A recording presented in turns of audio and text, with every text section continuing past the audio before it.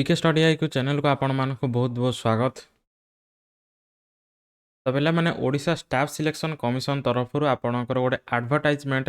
आसी जोटा कि 19/11/2024 रे ओडिशा स्टाफ सिलेक्शन कमिशन कौन करिछि ना एडवर्टाइजमेंट रिलीज करिछि। तो आपणकर ओएसएससी तरफ रिक्रुटमेंट आसी जोटा कि रही कौन ना ग्रुप बी और ग्रुप सी स्पेशलिस्ट पोस्ट और सर्विसेज 2024 बुझिला। तो कंबाइंड ग्रेजुएट लेवल एग्जामिनेशन पे तो देखिबा कौन कौन पोस्ट रही अप्लाई केमिति स्टार्ट होउची सिलेबस कौन रही क्राइटेरिया कौन रही सब आम कौन करवा ना डिटेल्स अप्लाई केमिति करेंगे। तो एगुड़ाक सब आम डिटेल डिस्कसन करवा। तो देखो फास्ट अच्छे आपणकर कौन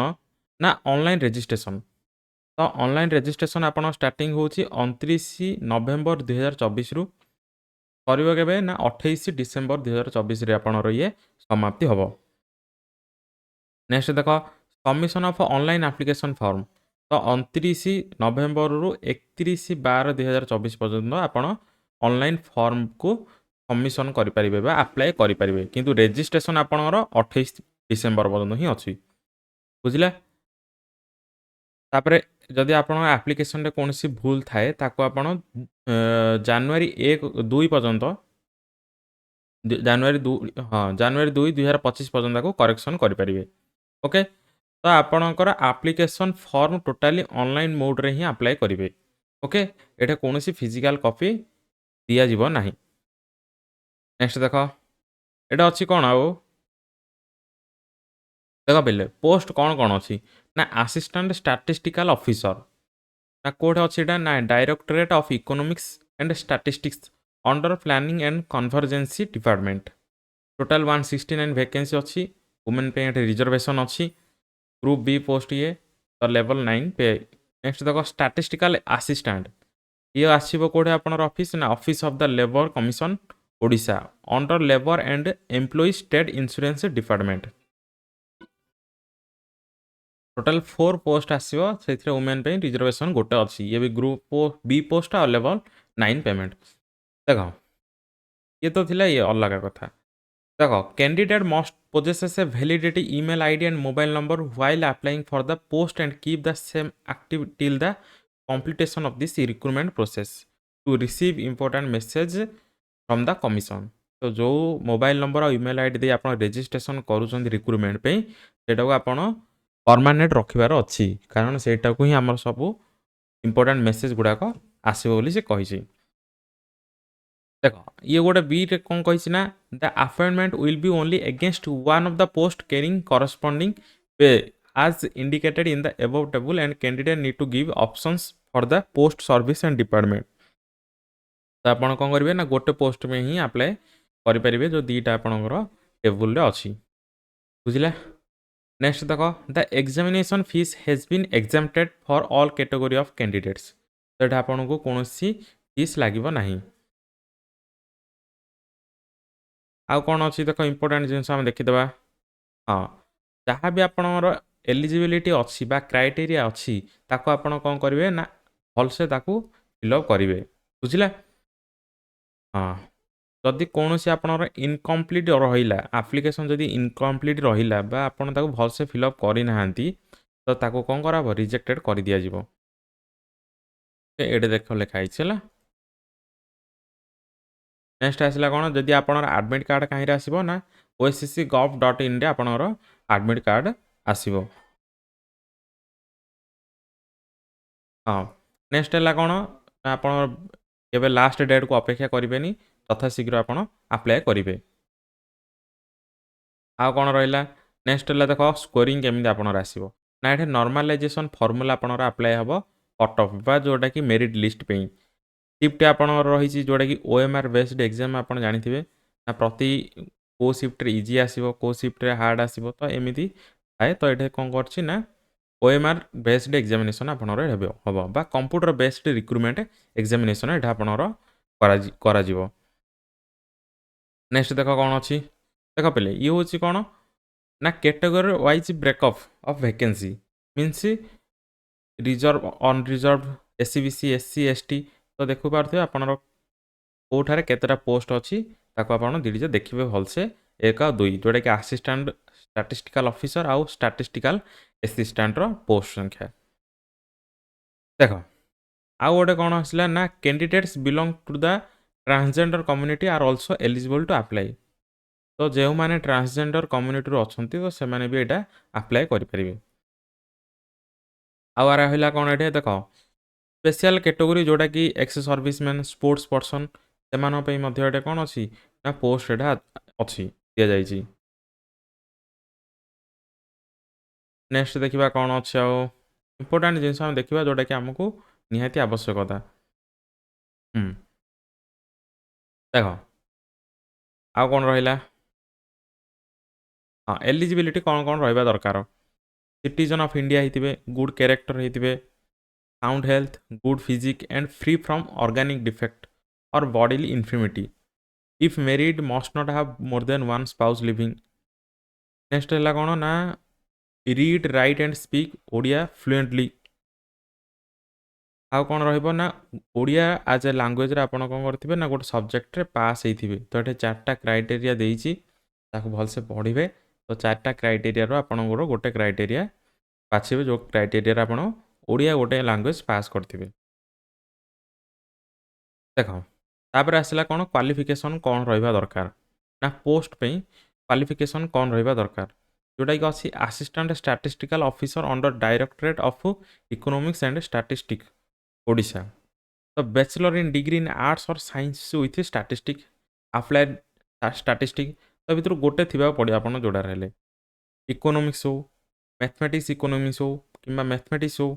सोशियोलॉजी कि कंप्यूटर साइंस कि कंप्यूटर एप्लिकेशन एज ऑनर्स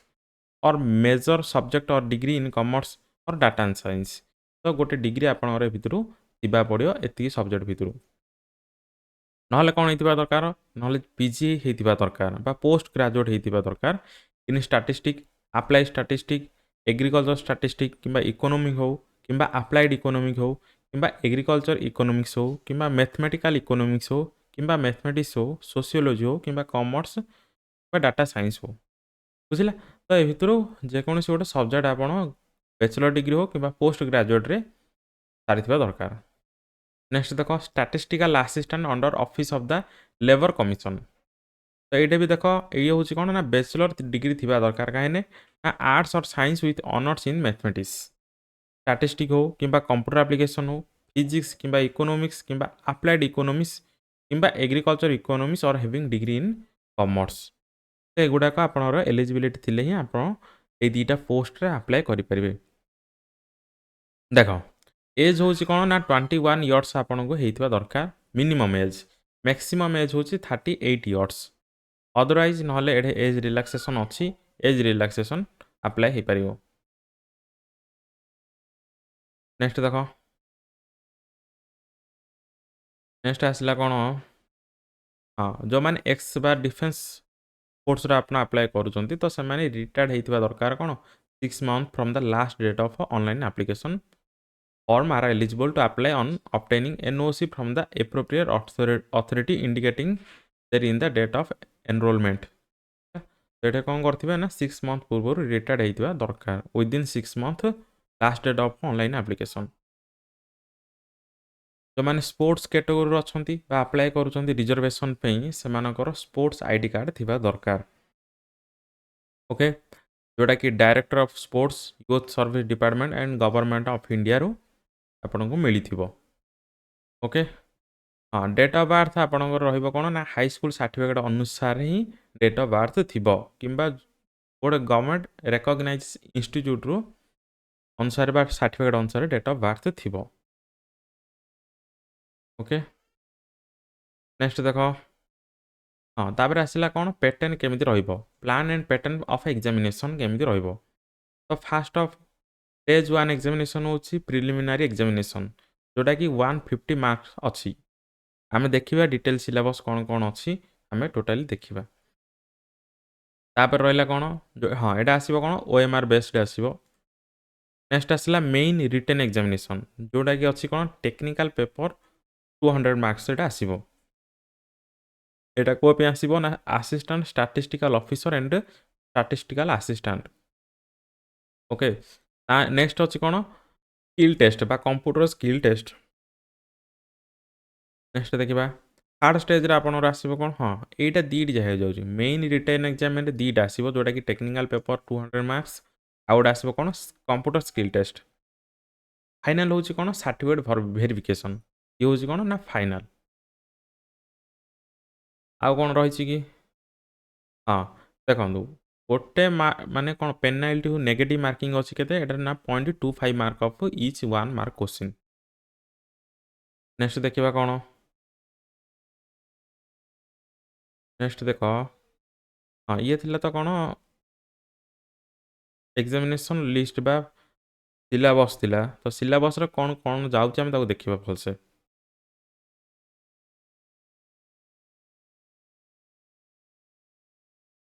देख सिलेबस कौन कौन जाऊँच आम देखीदे।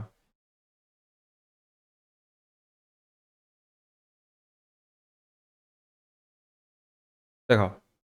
Indicative syllabus for prelim written examination. देख आर्थमेटिक 10th स्टैंडर्ड आसो डीआई आपंकर अच्छी तो डीआई आसो chart graph table data sufficiency जोटा कि 10th लेवल ही आसो। नेक्स्ट आसला कौन logical reasoning and analytical ability बा जनरल मेंटल एबिलिटी ये भी आसो।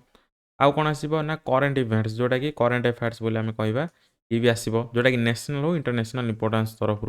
आउ आसो computer and internet awareness. Okay तो ये थिला कौन प्रिलिमिनरी एग्जामिनेशन। तापर स्किल टेस्ट कौन अच्छी ना कंप्यूटर फंडामेंटल हो एमएस विंडोज हो ऑफिस सॉफ्टवेयर हो वर्ड प्रोसेसिंग हो स्प्रेडशीट हो प्रेजेंटेशन एंड स्लाइडवेयर जोटा कि MS power point MS Access database. Okay uses of internet services available on the internet basic networking and concepts communication technology एगुड़ाक आसो आपंकर skill test. तो जो मैंने स्किल टेस्ट पे